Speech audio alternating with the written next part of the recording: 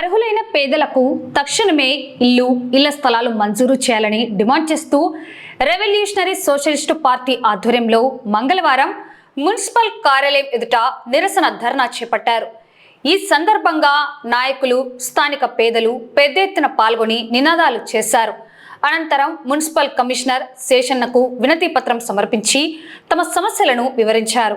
ఈ సందర్భంగా ఆర్ఎస్పీ నంద్యాల జిల్లా కార్యదర్శి సుబ్బారాయుడు మాట్లాడుతూ అర్హులైన పేదలకు ఇళ్ల స్థలాలు కేటాయించాలని అనేక మార్లు అధికారులకు వినతి పత్రాలు ఇచ్చినా ఏ ఒక్కరూ స్పందించకపోవడం దారుణమని ఆవేదన వ్యక్తం చేశారు.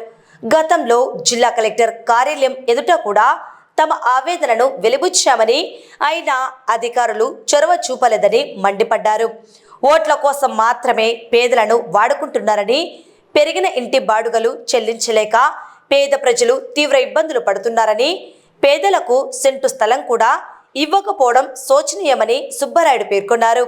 టిట్కో గృహాల ఏర్పాటుపై కమిషనర్ను ప్రశ్నిస్తే మంత్రి గారు చెప్పాలి, ఆయనే ఎంపిక చేయాలి అంటూ బాధ్యత రాహిత్యంగా సమాధానం ఇస్తున్నారని, ప్రజల సంక్షేమం గురించి అధికారులు ఏ మాత్రం ఆలోచించడం లేదని విమర్శించారు.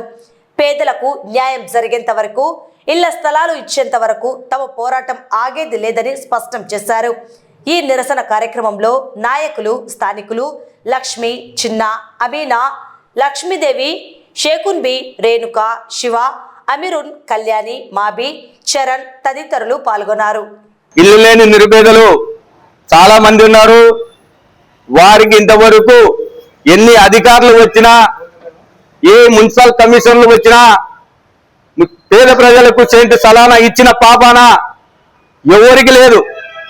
ఎందుకంటే వారిని ఎంతసేపు ఉన్నా ఓట్లకు ఇంటింటికాడికి తిరిగి మాయమాటలు చెప్పి ఓట్లు వేయించుకుంటున్నారే తప్ప వాళ్ళు సెంటు సలానా ఇచ్చినని కూడా పాపాన లేదు.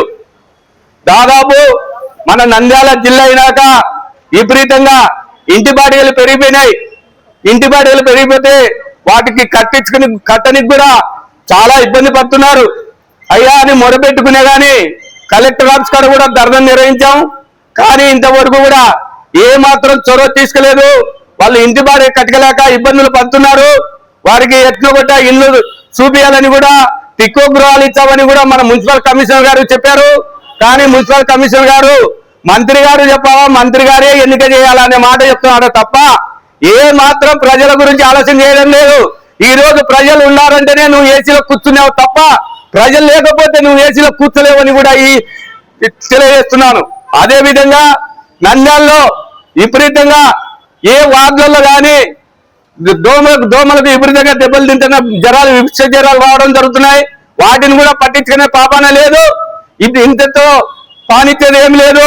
పేదలకు ఇళ్ల స్థలాలు ఇచ్చేంత వరకు కూడా మేము ఇక్కడనే మున్సిపల్ ఆఫీస్ ముందనే భోజనం సర్వలు తెచ్చుకొని కూడా వంటలు చేయడానికి కూడా సిద్ధంగా ఉన్నామని కూడా తెలియజేస్తూ ముగిస్తున్నాం.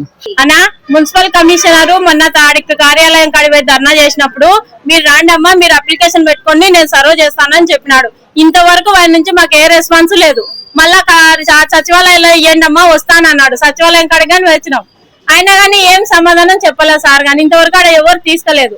మేము ఎన్నాళ్ళని ఇళ్ల బాడిగలు కట్టుకో, ఒక్కొక్క బాడికి ఇంటి బాడిగా పొద్దుకులు కష్టపడితే కానీ సాయంత్రానికి 500 రావడంలే. 500 డబ్బులు వచ్చినా నెలకు వచ్చేసి 3000, 5000, 6000 ఇండ్ల బాడిగలు పెట్టుకొని ఆ శాంకాల గడ్డన దోమలకు వాటకు అల్లాడిపోతున్నాము. మేము పిల్లల తల్లలము 2 రోజులకు ఒకసారి రోగం వస్తే పెద్ద హాస్పిటల్ పోతున్నాం. పెద్ద హాస్పిటల్ కానీ సరిగా సౌకర్యం మేము ఏమీ లేదు.